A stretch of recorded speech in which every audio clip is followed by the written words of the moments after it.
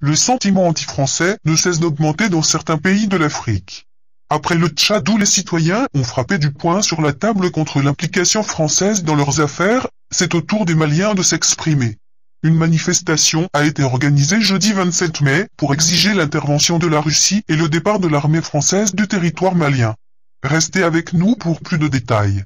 Eh bien les amis, avant de continuer, n'oubliez surtout pas de cliquer sur le petit bouton rouge qui est tout en bas de la vidéo et activer la cloche de notification afin de ne rien manquer de nos prochaines vidéos. Merci et bon visionnage. Plusieurs Maliens se sont rassemblés devant la représentation diplomatique de la Russie, à Bamako, ce jeudi 27 mai 2021. Objectif ? Demander à Moscou d'intervenir dans la crise politico-institutionnelle au Mali, et, parallèlement, exiger le départ de la France.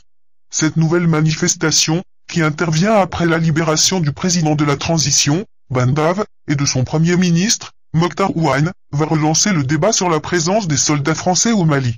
En effet, de nombreuses manifestations ont été menées dans un passé récent, pour réclamer le départ des soldats français du Mali. Selon les responsables des manifestations, qui ont notamment lancé des appels à l'aide à la Russie, pour une intervention militaire, l'engagement de la France au Mali n'a fait que plonger le pays dans le gouffre. Pour eux, Barkhane, l'opération militaire menée au Sahel et au Sahara par l'armée française, n'a toujours pas comblé les attentes, et les défis sécuritaires deviennent énormes.